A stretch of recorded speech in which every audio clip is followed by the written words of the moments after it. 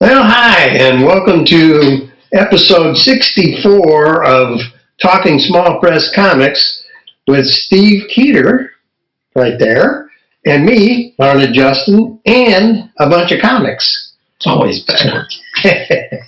So we are ready. We haven't been. We've done two interview shows since we've done. Interviews, yeah. So we're anxious to get back and get into the comics again. Now, time to review some comics. You guys have been sending us a lot of cool stuff. Yeah, we got to show everybody what we got. So there's some stuff we're still waiting on. Some stuff that it's going to be cool. So, but we'll go with what we have right now. But we might do another review show after this because, like I say, we're expecting some. Yeah, we're expecting some more stuff that. Somehow my mail doesn't seem right. I don't seem to be getting certain things that people say they sent. So I don't know what's going on. Yeah. But it is what it is. Yeah, so we're working with it. What do you got first? Greatest comic ever published in the history of small press. Oh, I think here it is right here. I think that would be Ben Dover. Ben Dover. That's Ben Dover. For you people with weird minds, it's Ben Dover, not Bend Over. No. Ben Dover. Right. It's a short graphic novel. Yeah. As you can see. Graphic novel. That's what it says, right there. A short graphic novel. And it's 2 pages. By a guy named Larned Justin. Oh, yeah. Mm-hmm. Yeah, and what can I tell you? It's a one-joke comic, but it starts with a. I'm not going to show you the other page, but it starts with a guy is going to a laundromat, a dry cleaner and stain removal, and he has a mustard stain on his shirt, which is the worst. Yeah, right. And the guy says, "Mustard is one of the most difficult stains to take out, and I will need the shirt for a month." And he says, "Oh well, okay." And look at the card. This is Larned's cartooning. So Larned is a great cartoonist, and that's it. I can't tell you any more about it because it's so short it'll ruin the joke. Quick joke.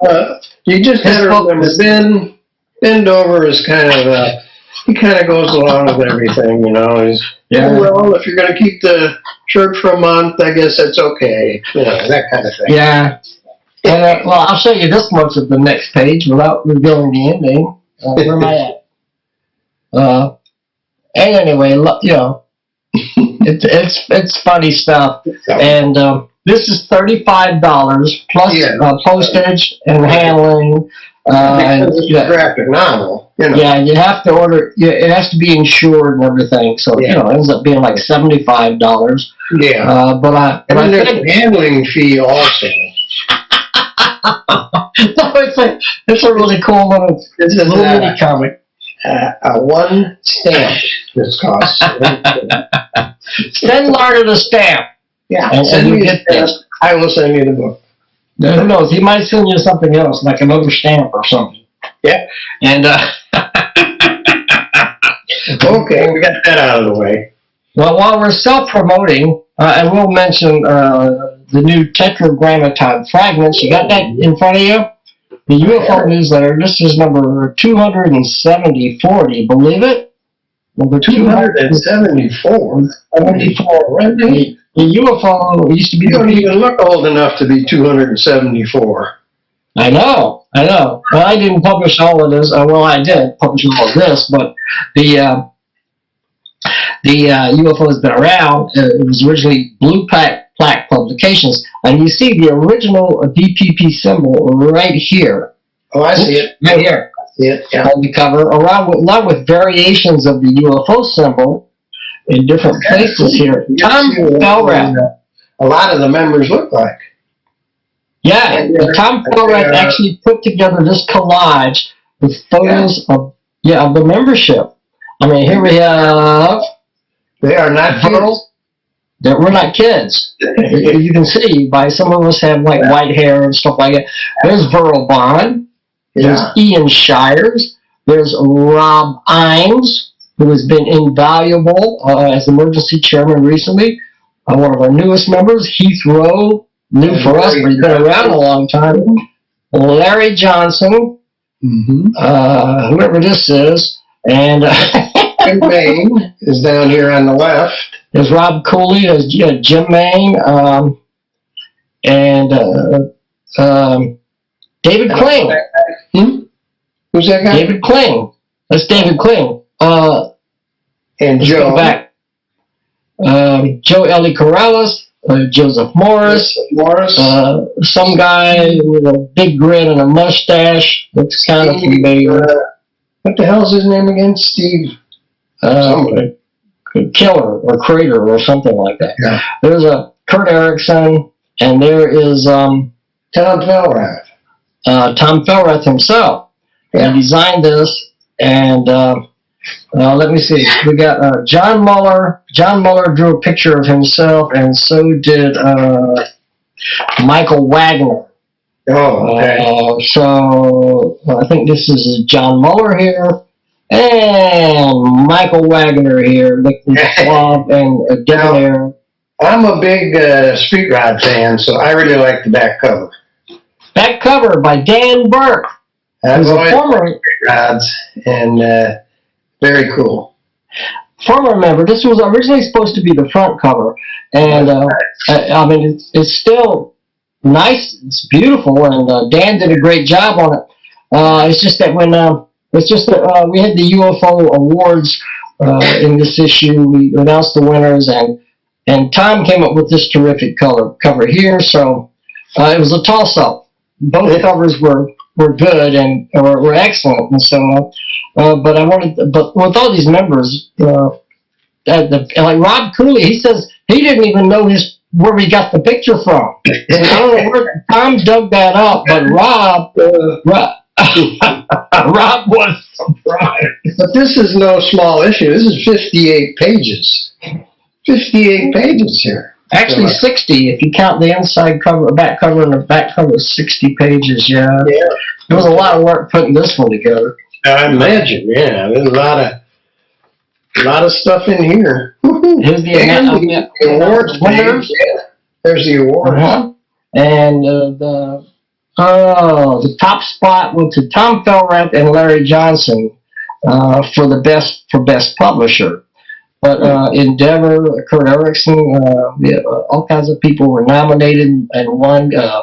Keith Newsom was nominated. Kurt Erickson again, and just a lot of great talents that have been involved with UFO members, and other people who have just had their stuff published in UFO zines are represented here. I didn't win anything, but it's okay. Yeah. I won something for putting it together. But I haven't published as much as I do publish the Tetragrammaton Fragments, the UFO newsletter, every 2 months. But that included in the voting. Maybe next year we'll change that. We've done that before. We've included the newsletter because it's a lot of work and every 2 months. But it's okay. It's okay. I'm just happy for the people who did win.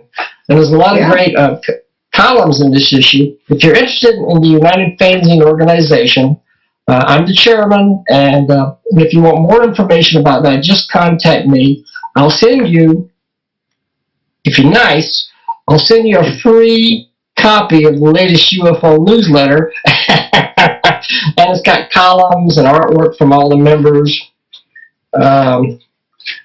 Joe Ellie Corrales, there's a column.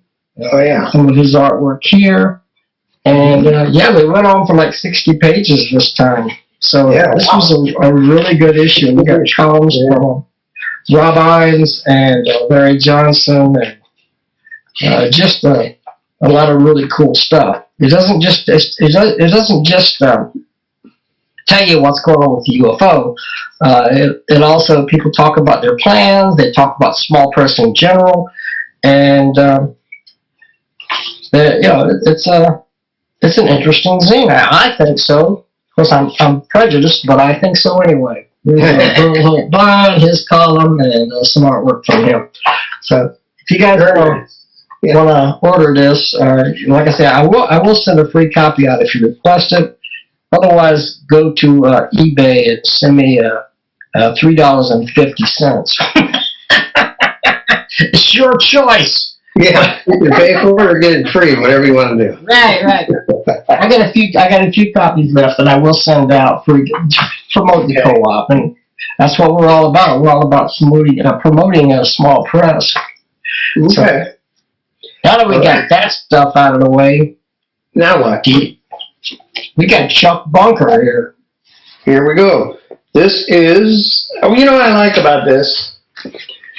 This is a real small press comic. You know what I mean by that? Absolutely. Yeah. It's black and white. It's, nothing really fancy. It's just comical artwork. And it's a throwback to the old, when we started all this kind of stuff. Right. I really think it's, the only thing he did do was he had somebody do computer lettering for him. That would be Jeff Wood. Yeah. And there is one page that's in color in the front. It shows you That's Chuck him. Bunker. And Chuck's been around for a long time. I met him in person back in the 1980s. Mm-hmm. And Jeff Wood also has been around a long time. He's dressed in the red here. But Jeff Wood, who is known for Snow Bunny. Yeah. And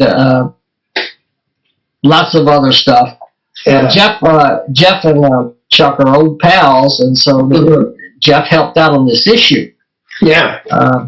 So this is the Pie Man Christmas issue. Pie Man is a superhero who is also a baker. he's a happy baker. He's a happy baker by day, and Pie Man, in case of an emergency, turns into Pie Man.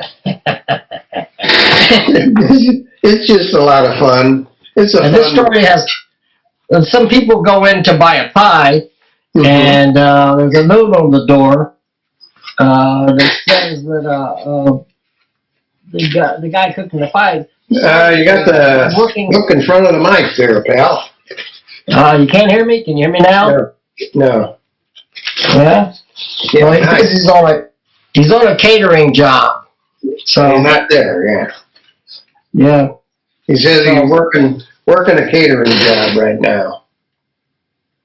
Ooh, and they're booing him because of that. Yeah, they get mad, and they decided to find out where he's doing this catering job.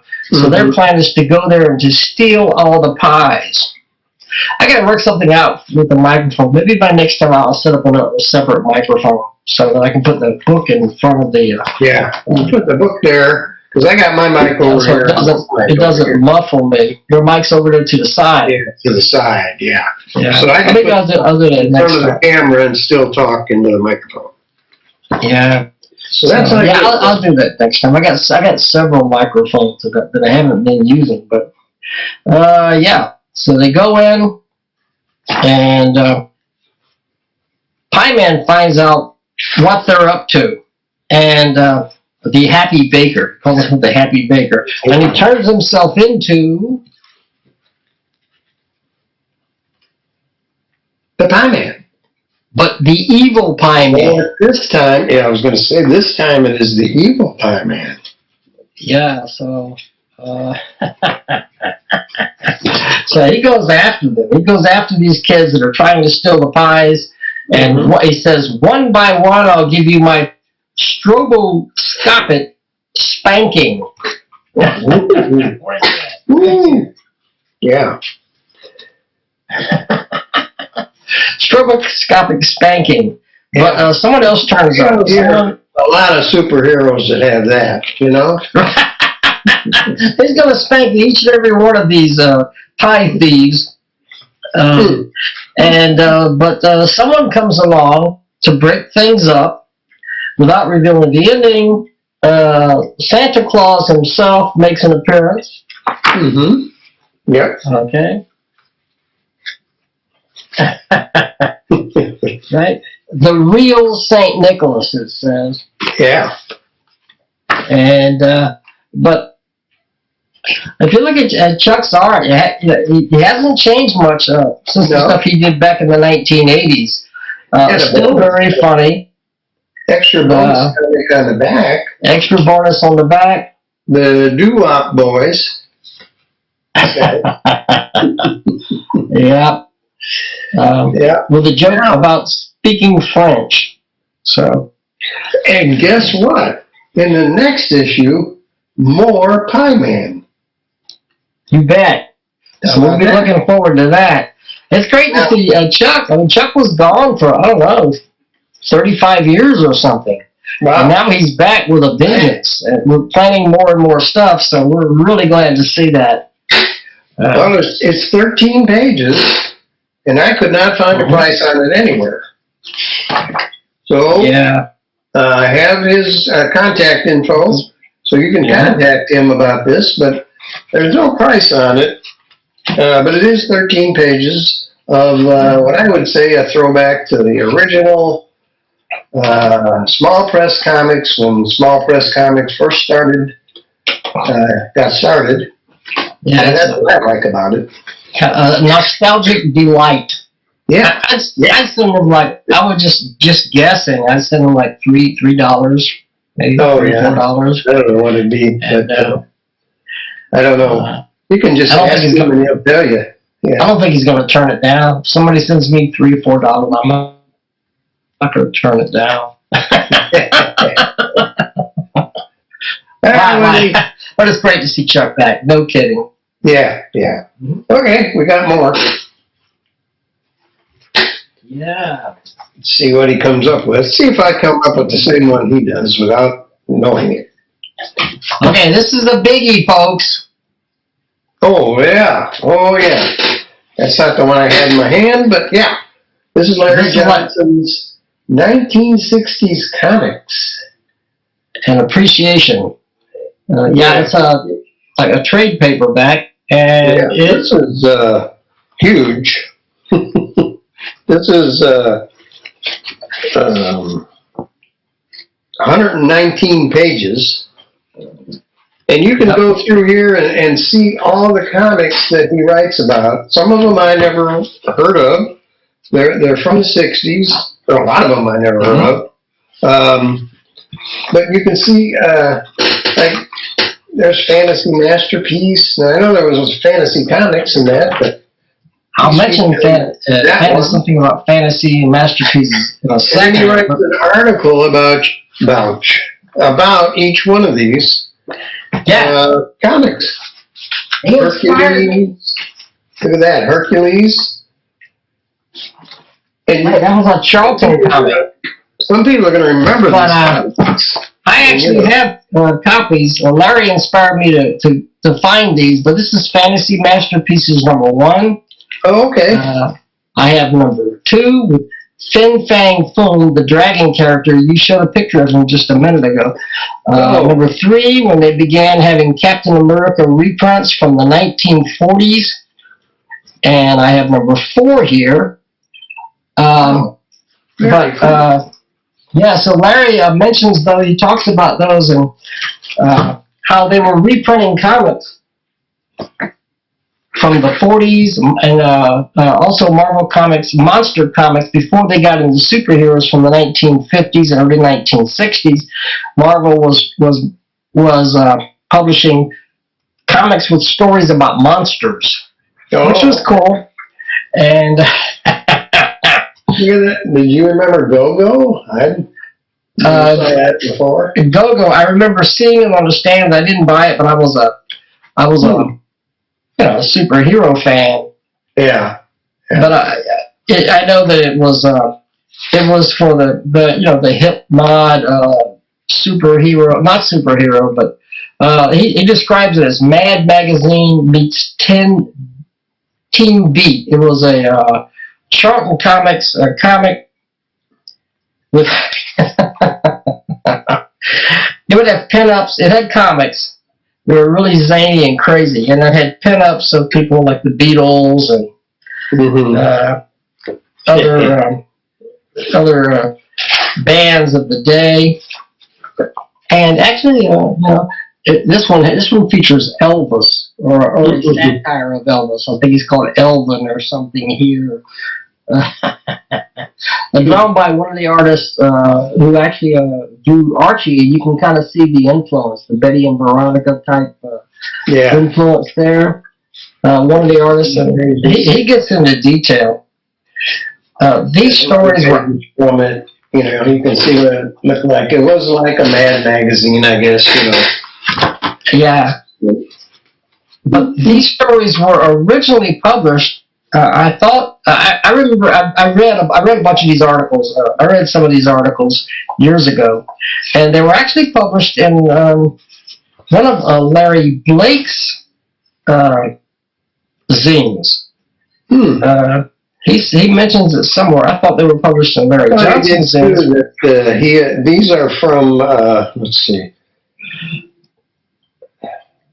He tells you somewhere, but they were published in there. He did say that these are... Okay. Here it is. There's a dedication to Larry Blake. And they were published. Larry Blake did a series of comics featuring Kevin Cool, one of his characters. Okay, well, Kevin Cool, they were actually published in Kevin Cool comics that Larry Blake published. And he dedicates this issue to Larry Blake. So, a lot of stuff here. I just showed you the fantasy masterpieces with Fin Fang Foom. Here we go. Yeah. Drawn by Jack Kirby.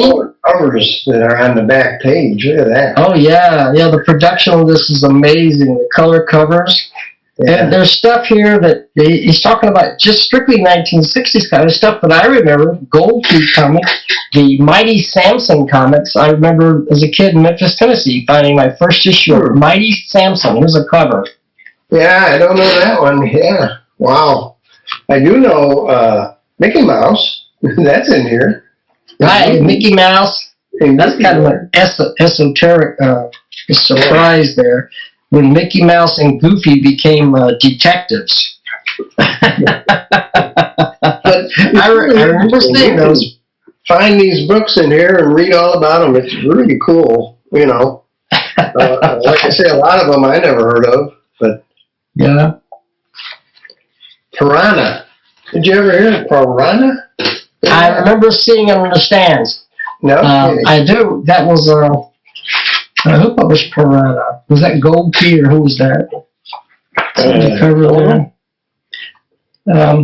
But one thing that really stood out for me, and one thing that I really appreciated, was the article on ACG, it's the American Comics Group, Herbie, the Fat Fury, Herbie. Herbie?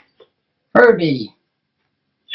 Can you hear me okay? My voice I do remember Herbie. That I do. Herbie, yeah, it was he was a fat little guy with round glasses and a Beatle haircut, sort of, and he was a really laid back guy. He ended up on all these adventures, and he just had powers, and he had these lollipops that gave him powers. He would threaten the bad guys. He would say, "I'm going to bop you with this your lollipop." And he would bop them, and then the next scene would be like, pow! And then the scene after that, you see the bad guy, and they're all laid out and messed up. I loved Herbie. I used to have, it started in, I think, Forbidden Worlds, and then Forbidden Worlds number 73, 1958. And he ran as his own comic up until 1967 when ACG was discontinued. I love this. This guy, there's a girl, female, looks just like him. Right here. Got the Beatles in there in this issue here. And just because Larry's inspired me, I also dragged something else out from my own archives here. All right. I used to have, like I say, most of the original series of Herbie. What I do have now is the reprints of the entire series. Is that where can you hear me best? Right here? Yeah. Graphic It was published, graphic novel published by Dark Horse Eye Archives in full color. Oh, cool. Yeah. Yeah, and I bought this a few years ago, and I just love it. I could sit and read. You can sit and read it for hours. It's just so funny. That's good. Like his father never appreciated him. He called him a fat little nothing. But he met all kinds of famous people. He met President John F. Kennedy. Oh, yeah. Yeah. And people just knew about him just wherever he went. And the ladies were madly in love with him. And these beautiful women. By looking at him. Yeah. Yeah. Were always enamored of him. And the art was great. He just went everywhere. He went in the Wild West. He went in prehistoric times. There's Herbie. He became a superhero for a while called the Fat Fury. This is the cover of volume 3 of this. There were 3 volumes of the reprint series. I'm really glad to have all of them. But there's the Fat Fury. You see, he has a plunger on his head. Yes.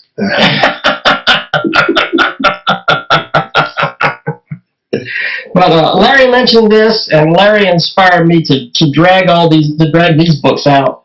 I can't help it; they were just great. If you get a chance to read the reprints or whatever, these were some of the funniest comics ever written. They were written by it says Shane O'Shea, art by Ogden Whitney. And Ogden Whitney's his artwork is like realistic, but it's like there was something about it that was so plain, it was kind of blasé, but it was like perfect for the story. Yeah. The writer Shane O'Shea, that was a pseudonym for I think the publisher of ACG Comics. I think what was his name, Richard Hughes or something. It's in here. Larry does mention it, and. So he also goes off ACG Comics in fact it's in the back. I think it's Richard Hughes was the publisher, but he went by a number of pseudonyms. And Larry talks about all this. It gives you an incredible wealth of information. Yeah, there's all kinds of, all you got to do is find a comic you're interested in and read the article. Really cool. This is by the same group, Forbidden Worlds. Mm-hmm. And I may have had this issue featuring Magic Man. Mm-hmm. Magic Man, a guy with a turban on his head. He had magical powers. There was just but this whole book is so fascinating. Whether you were around in the 60s, if you did, it's like I say, a nostalgic delight. If you weren't around, you can learn a lot by reading these articles. There's a Fat Man, the human flying saucer. Yeah, that's some amazing comics that were produced in those days. And I had a bunch of, and the thing about this was it was drawn by C.C. Beck, the guy who drew Captain Marvel, the original Captain Marvel in the 1940s. Oh, okay. And Fat Man, if you look at his costume, here, his costume is very similar to Captain Marvel, the original Captain Marvel. So anyway, Larry assembled all of these into this wonderful volume. Yeah, this is $10 from Amazon. So we'll have that info in the description. And like I say, it's 120 pages. 130 pages or so. Yeah, 120. 120 pages. A lot in there. I can't stop looking at it. It's a great collector's item. Yeah. I mean, really, if you're any kind of collector, you need this. Yeah. Very cool. All kinds of neat stuff that was done in those days. Mm-hmm. So, yeah, brilliant. I'm so thankful to Larry for putting this all together. And, so. Well, let's look at something very similar that we have, which is Marvel West, which is very similar, although it concentrates on Kid Colt the Outlaw by Jack Keller. And I had never heard of that, but this entire book is based on that character. There's all kinds of stuff in here about that. Pretty interesting. Well, Mark Ammerman was around like 50 years ago, and he did something called... He's the guy that put all this together. Yeah. Kid Colt right there. Yeah, that's an article by Will people Murray. already collected these Kid Colt comics. Look at this. There's a poster included here. Yeah. By Jack Keller himself, Kid Colt Outlaw. Yeah. And Kid Colt was published by... Look at this. This is also in there. Yeah, I saw that too. That's in there. It says it was created by Mark Ammerman himself, so I don't know. That might be Mark's. That might be. I don't know. Be Mark's own artwork. It's pretty cool. A huge full color poster. And I don't know. It's just kind of neat. Now, Mark Ammerman, I had heard of Mark Ammerman before, many years ago. So when he got in touch with me, I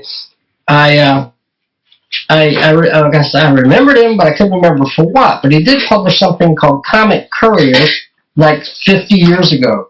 Wow. And this is kind of a revival of that. There might be some reprinted stuff, and there's some fairly new stuff from the last few years. But mostly the poster you were showing. Here's a Kid Colt poster you get with it. Yeah. So if you're a Kid Colt fan, oh man, you got it made with this book. I used to see those Kid Colt Outlaw on the stands when Marvel published it in the 1960s, and it would have like Jack Kirby covers. And I think some of the early stories were drawn by Jack Kirby, I believe. So this one is definitely Jack Keller. That's what it says. Mm-hmm. The artist is Jack Keller. Yeah, and I had heard of Jack Keller's name, but I really never knew anything about him. Mm-hmm. Memories of Jack Keller. Here he is. There he is. Here he is right here in his later years. Yeah. He's in there. Jack Keller. And, wow. I mean, the more you learn about people,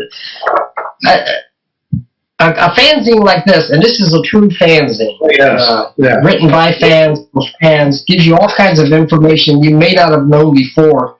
And I had no idea about Jack Keller's involvement in all these Western comics. He was apparently a big Western artist. He also did White Earth. Cover is just kind of a rough sketch, you know? Yeah. And the detailed artwork is amazing, but the cover is just a rough sketch like he would be working on. Okay, well, on the inside front cover, it actually says this particular cover was laid out by Marie Severin in 1972, Gil Kane and Joe Sennett, and it shows the sketchy art right there. You missed that, the sketchy original art, and then the final version. Yeah, that's inside on the first page, yeah. Yeah. But Severin was the last name? No, because there was Severin that worked for Mad Magazine too, the guy. Yeah. I don't know if they're related or not. Well, there's Marie Severin and John Severin. I'm not sure which one right now worked for Mad. It might have been John, but I think they were brother and sister. Yeah, John Severin. They were both excellent. What's this? Is this a...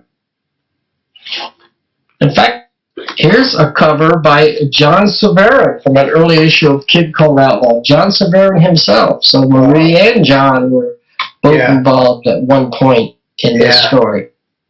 Although Jack Keller seems to have been the main artist.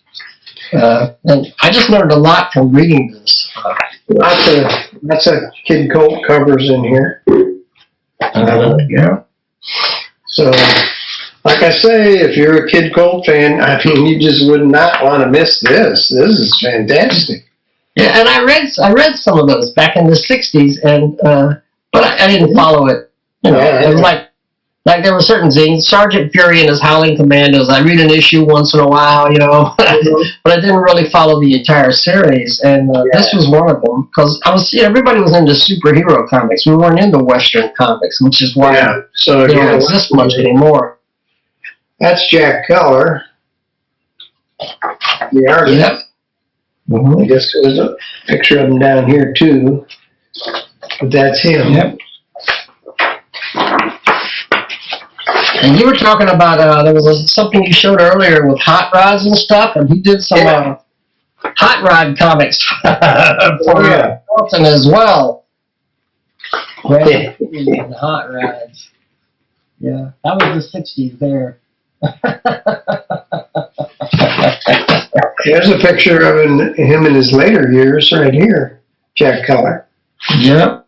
Right there. But I really didn't know much about Jack Keller, so this this has been very illuminating. Yeah. And there's a center spread. Who drew this? The center spread? Yeah, the center spread. Oh yeah, with a bunch of Western heroes from DC, Charlton, and other comics. Oh, by a guy named Arto Hino, Heino. And here it is. Yep. Great spread. And Ghost Rider appears right in the middle of that. Where is he? Anyway, quite a publication. Right in the middle. Comes with a lot of stuff, a lot of neat stuff.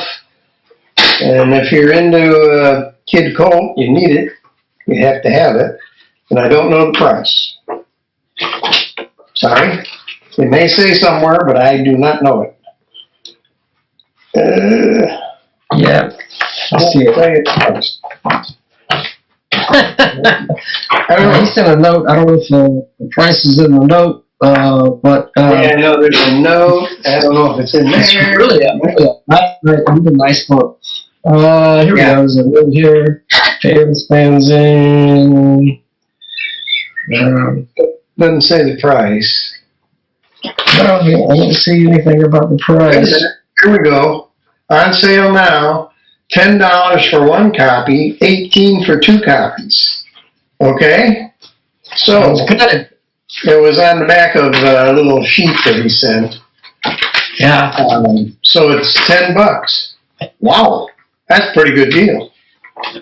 Absolutely. This and I'll have the information in the description down below so you can order one if you want one. Yeah, just in the history of the Western and small press comics, this reveals quite a lot. We barely touched on it, you know, what everything that's in here, and all the great reproductions of comic book pages and covers, just great stuff. Yep. So, highly recommend it. Yeah. Well, especially if you're into that, you know, Kid Colt, man, you gotta have it. Okay, coming up next, I have one coming up. It's moving up. Looks like Improbable Girl, yeah. It's the Improbable Girl and Wonder Kitty. Right? And the Wonder Kitty. And I wonder what's in this issue. Simpson cover. Beautiful Don Simpson cover. How about that? That's some nice artwork there. It says, Marie, that outfit's not regulation. No, that's not regulation. Wears. Not really. For an Air Force officer in the Air Force. Yeah. And this is, I would say it's 37 pages of story in here, plus additional, well, I'll tell you later, but there's 37 pages of story from Joe Corrales. And some of Joe's best artwork ever. You got an evil character here, the Druid, who is, I believe he's an agent of Orca. What's kind of nice is, and I wish more comics did this, but he gives you a recap of the last issue. Because a lot of times issues take a long time to put together. You may not remember what the heck was going on, but at least he puts a recap in there. Yeah. Gives you an idea of what's going on. And this is part 3. Starts out right away. Yeah, part 3 this is what this is of the Druid's Secret. Part 3. Yeah. And you got this evil guy who's possessed by the spirit of a guy named Zaviron. And meanwhile, he's really bad. I mean, at one point, somebody questions him. This lady questions him, and he has her incinerated. He just burns her up. So this is not a good guy. And oh, he's not. Yeah, I see that. Yeah, I see that right here. Yeah. But you got Marie and Nico dealing with like ancient Greek characters. Yeah, it's in battle. Complicated story. I will say that it is. Nico turns into a lion-like character here, and Nico and her friend are superheroes, but their superhero powers don't always kick in when they should. The way I read it. This evil druid character used to be a guy named Leprechaun.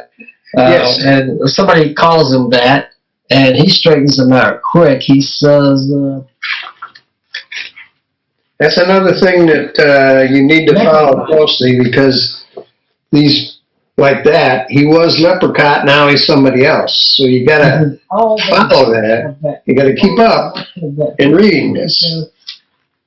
He's a rotting corpse. So yeah, there's a lot of little twists and all kinds of stuff in here.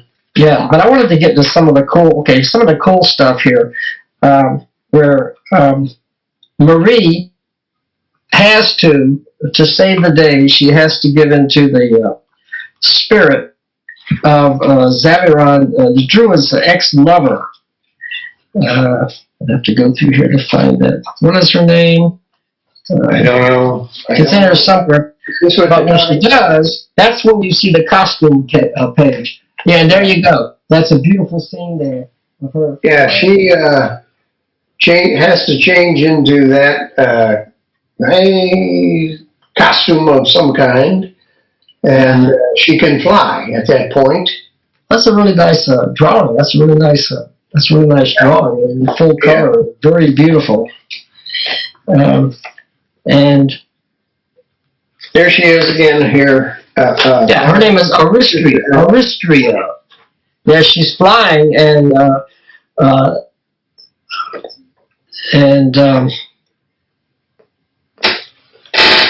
let me see.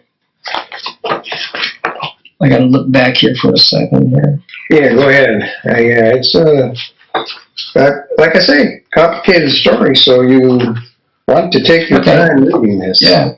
Nico says, "Since when can you fly?" And she answers, "Your friend cannot fly. This be my power at play. He will seek a high place, that tower. We will draw the line there, cat warrior." Very dramatic dialogue as they travel. They fly towards the top of that tower. But one thing that impressed me was Joe's art on the flying scenes. There's some really nice stuff here. Can you hear me okay? No. No? How about now? Can you hear me now? Yeah. Yeah, I'm going to place a microphone in front of me next time. Nice artwork here. Well, you're losing you. Yeah. Nice artwork. Oh, yeah. And then, we don't want to give away the story, and it's a complicated story, like I said. But in the back, then you have the People's Journal that does, and in the People's Journal, he talks about a number of things in here. from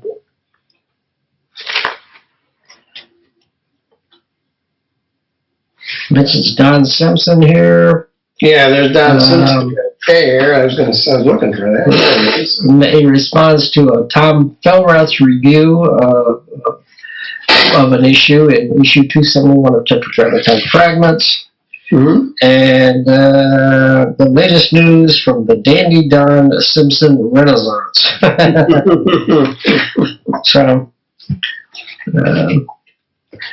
yeah, so he's got a lot of reading material there. So it's a long read. I enjoy it. Yeah. Also, the relationship between Marie and Percival is demonstrated a bit when there's it was related to somewhat here because Percy thinks that she has been killed in the battle. These evil beings, and he says, "How could you let the only woman I could ever love die?" And before I could even tell her, well, Nico heard him say that, and it turns out that she's okay. She survived. Yeah, I see it. Yeah, right here. And at the end, the two are sitting on the couch beside each other, but Percy is still afraid to say anything, and you can see Marie looking off in the other direction. There he is. Yeah. So there's a love story going on underneath, and it's not finished yet. Everything else. Yeah. So we're keeping track of that. We're watching the love story as it develops, and it's a slow development. And you want them to get together. You can feel that. There's a lot of emotion in this issue. There's a lot of emotion. So Joe's writing is exemplary here. And so we're just following the story, but now it's the end of this particular arc, but we want to know what happens left. So he always leaves you wondering what's going to happen now. And so that's just part of the story. Mm-hmm. We know there's much more story to tell. So great job, Joe. Yeah, I know he's working on the next one. It's not going to be very long before the next one comes out. And I think maybe some of Joe's best art ever. Doesn't hurt to have that Don Simpson cover either. No. So this is $10, and it's quite, like I said, 47 pages of story plus extra pages. $10. Full color covers. Full color comic. The whole thing is in color. The whole thing's in color. Yeah. Full color. Yeah. Beautifully produced. Yeah. I'll say that much. Nice work. And yeah. Now the production on this one may not be as spectacular, but I'll tell you why. It may not be, but you don't need great production with Steve Willis. Steve Willis, Cranium Frenzy, number 27, and it's based on the letter W. How about that? Yeah. Actually, too, W, but it also talks about these morons that wear bicycle helmets. Bicycle helmets. They take them off. Look at their hair. Yeah, that's what it looks like. Yeah. You wear a bicycle helmet and take it off, and that's what you look like. So from there, I ride a bicycle, and I'll be 68 years old next month. But I don't see the point in riding a bicycle helmet. If I run into a tree or fall off and bust my head on the sidewalk, I might say, well, maybe I should have worn a helmet. But I try to be very careful. Yeah. To me, it's difficult to ride with that helmet on. So I tried it before. I said, not for me. So I can see that Steve Willis agrees. I also talk about people who refuse to follow the common courtesy of removing their headgear when coming indoors. Yeah. Some people, even when they come inside, they keep the helmet on. And we got a story here in several parts called You know, The I may Rupture. have confused the W with this issue. I think that this issue is the W issue, isn't it? Right, we got two issues. We got We got two issues. 28, Yeah. I think, was the This W. is the W issue. I beg your pardon. Yes, that is the W issue. This one, We'll get to that in a minute. yeah, we're doing this one right now. I'm sorry, I screwed it up. That's all right. It's this is the rupture. Yeah, this is the rupture issue. Act 1. Yeah. Without fail, whenever some doofus who wears a bicycle helmet indoors gets to the register at a store, there always seem to be some clogging complication. And the guy in the helmet says, "I want to return this organic rutabaga juice. We had it on the shelf. Rutabaga juice. We had it on the shelf past the expiration date." And the clerk says, "But sir, we don't carry that product." And he says, "Yes, we do. No, we don't. Yes, you do. No, we don't. Yes, you do." See, that's And, I get behind them every time. So from But now something on, happens. if I see a guy with a bicycle helmet on, I'm not getting behind him in line. That's Yeah. where you get educated in these books. Do not get behind anybody wearing a bicycle helmet because That's right. Some folks, and I've worked in retail for many years, and I work in a Yeah. pharmacy, but either way, you see, some people, you can see them coming. Mhm. Before they ever say a word, before they get to the counter, you can see them coming. You know, oh man, this is going to be a problem. Mhm. And it's instinctive. You know, but if I see somebody with a helmet like that approaching the register, yeah, we're going to have a problem. But some sort of psychic force or something pulls this guy out of the picture. Yeah. They didn't get rid of him. Yeah, he's gone. And if you look, you see all these other people. Can you hear me okay? Now I can. Okay, you see all these other people going up, being taken away. Yeah, and the rupture. I think This is the rupture, not the rapture. This is the not to be rupture. confused with the rapture, but it's similar. So So that goes on. That goes on. You can see them on another page flying by. There they go. See that? Right. There we are. Yeah. Certain people, a few thousand billionaires that were flown to the North Pole, exploding into glitter, covering the ground, the snow like sprinkles on vanilla frosting. And we have a little Chihuahua guy who's kind of watching all this stuff happening and watching people disappear, and he seems to be the only sane person around. Yeah, the Chihuahua is right here in this story. This is where the Chihuahua comes in. The Chihuahua. Or famous Chihuahuas. So you have, let me just read, you have some famous Chihuahuas here. Vita owner Debbie Moore owns that one right there. And then we have Karen, owner Christina Reese. Christina Reese owns this one over here. Do you know who Christina Reese is by any chance? I don't. That one, Christina Ricci. I don't know. I've heard of Xavier sounds Cugat, he owns this one down here by my fingers. Xavier Cugat was, I know he had a Chihuahua. I remember that. Yeah. He was a band leader. And he had a Chihuahua like that. And then Marilyn Monroe owned Choo Choo down here on the right side. She owned Choo Choo. I think he researched this. I think he looked this up and got it here. And as this goes on, you see more and more people, political and religious zealots, for instance, who had all dehumanized each other while they themselves surrendered their individuality to various cult-like causes. Anyway, they all flying overhead, flying into the Pacific on these two pages. Oh yeah, on the rupture here. Yeah. Yep. And they turn into a garbage heap monster at this point. Oh yeah. Yeah, that right there.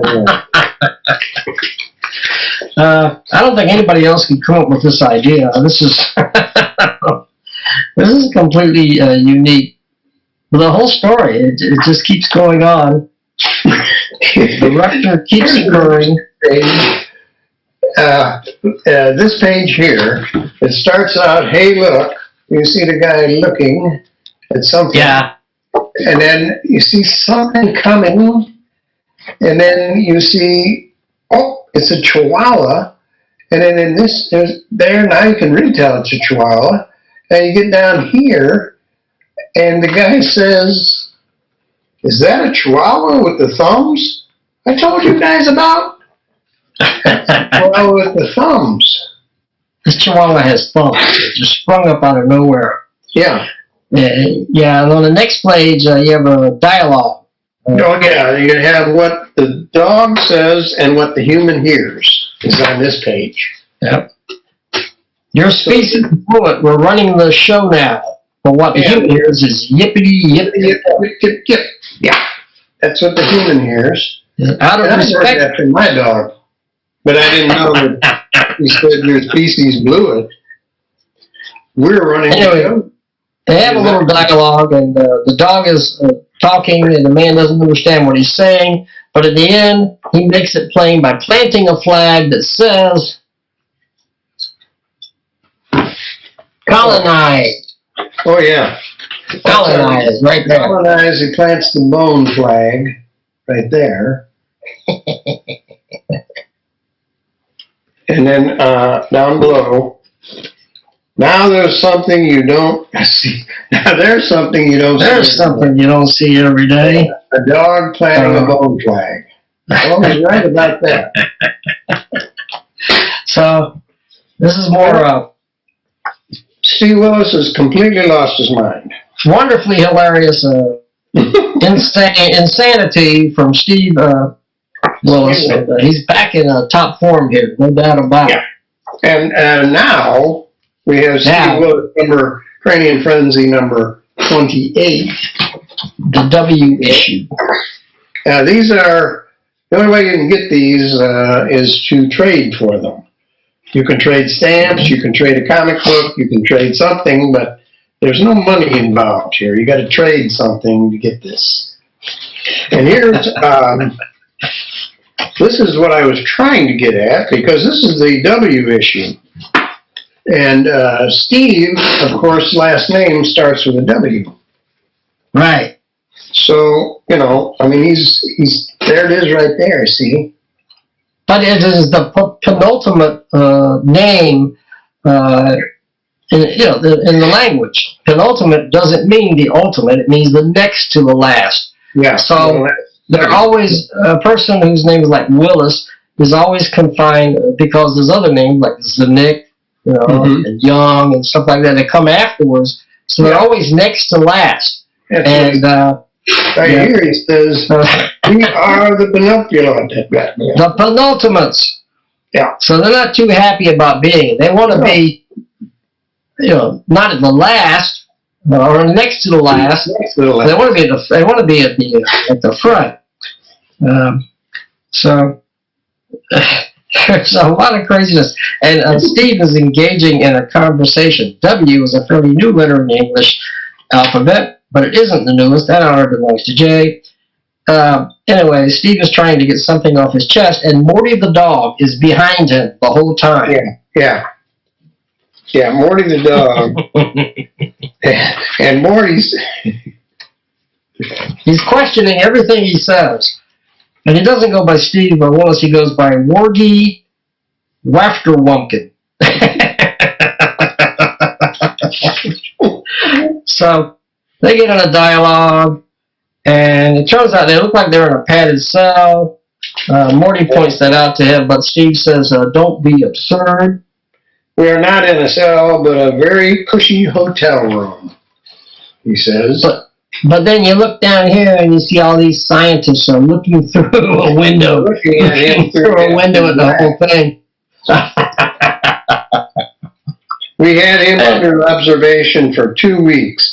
We need to take a vote. Is he normal or nuts? Well, folks. Yep. So then they argue the matter. Yeah. Then they get normal nuts, normal nuts, normal nuts. Yeah. We get a big argument. For like 2 pages. They go on for 2 pages. Yeah. 2 pages. Yeah. They're still thinking. They're thinking on this page. See 'em? They're thinking about it. Yeah, but, Yeah.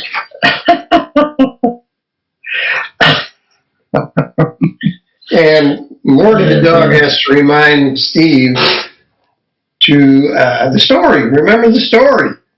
Steve says, "You bet." yeah, because he keeps getting distracted. It's off on tangents. Talks about how an enormous meteor collided with Earth Yeah. and vaporized someone. Morty So- says, "This isn't the story you started out with."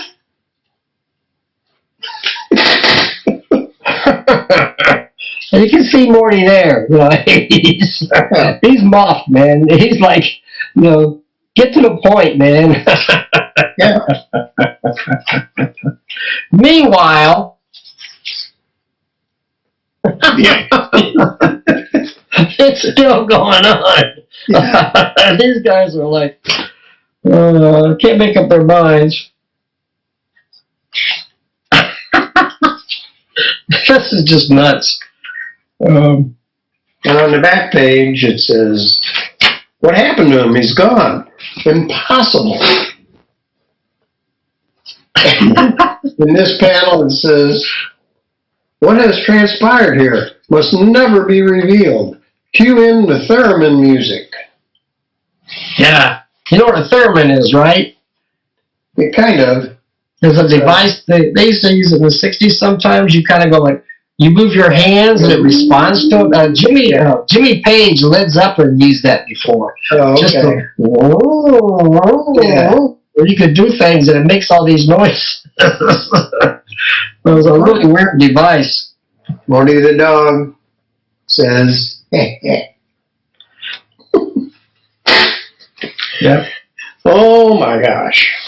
Well, Steve is saying, you see, Morty's story is a metaphor for, and Morty says, hey, who are you talking to? And he says, they, them, the readers. But Morty looks out and says, I see no one. There's no one else here but you and me. So they're looking out at the readers, but they don't see him.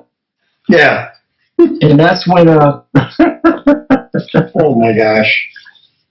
it kind of Wow, disappears. man. This takes place in Steve's stories that aren't two-dimensional. They have like 3, 4 other dimensional Oh yeah. aspects to them. The reader becomes part of the story, and The panels become part of the story and everything Yeah. else. Yeah. everything is just crazy. And Yeah. so, Nobody like them. yeah. And But, here is Morty Comics number 7,905. Right here. yeah. Yeah. This is an original. Mhm. And Jethro and his cranium are best friends forever. And his cranium. Yeah. I got this one. It tells you right here it's not life size. This one is a slug jousting. Oh, love jousting. That's a good